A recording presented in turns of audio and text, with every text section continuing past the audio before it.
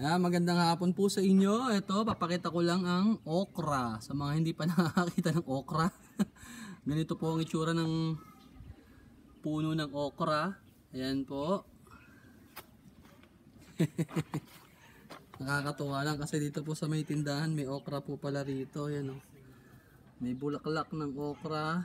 Ayan yung pinakabunga po ng okra. Ito pa, isa pang okra. Mas mahaba na po yung kanyang bunga. Ayan po. Yan, 'di ba? Yan. Bumili kasi ako ng yellow kanina tsaka ng tang na orange. Nakita ko may okra dito, nakakatuwa. Ayan, oh. Para makakita tayo ng okra. Ayan. Ito pa. Okra. Maliban po sa okra, may nakita pa akong talbos ng kamote tsaka tanglad. Ayan, oh. Yan po, mga tanim po yan ng kapitbahay namin, hindi po yan sa amin. Mga bulaklak pa, oh. Talbos ng kamote. Ayan.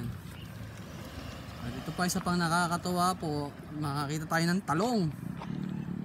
Sa mga mahilig magtorta ng talong, ganito po pala ang puno ng talong at ang bunga ng talong kapag tumutubo na. Ayan, oh.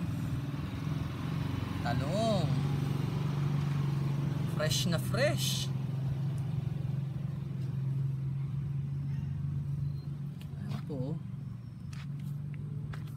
Ayan pala yan, oh.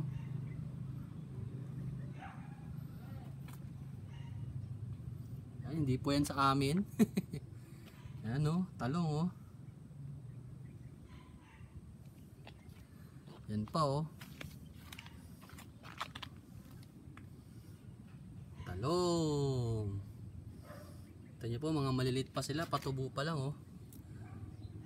Close up lang natin. Pero ang haba po niyan, maliit pa po yan, oh. Parang isang daliri pa lang po, oh. Maliit pa. Tumutubo pa lang po, oh. Ito, cute, oh. Baby talong. Para pong hinlilitang sukat. Ayan, oh.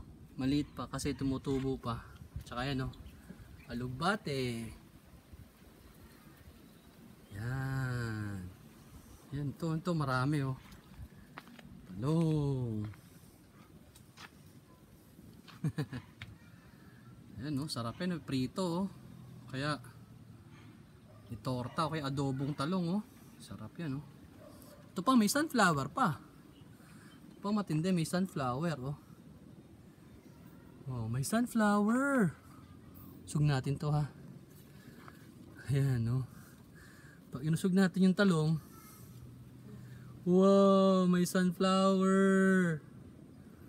Oh, talong at sunflower. Wow! Stig.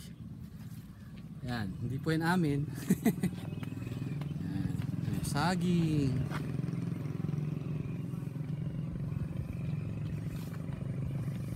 Sige po, hanggang dito na lang. Pinakita ko lang po yung talong, okra at sunflower. Baba, ito. Saluyot. Kaso kinagat na ng mga ladybug yung ano.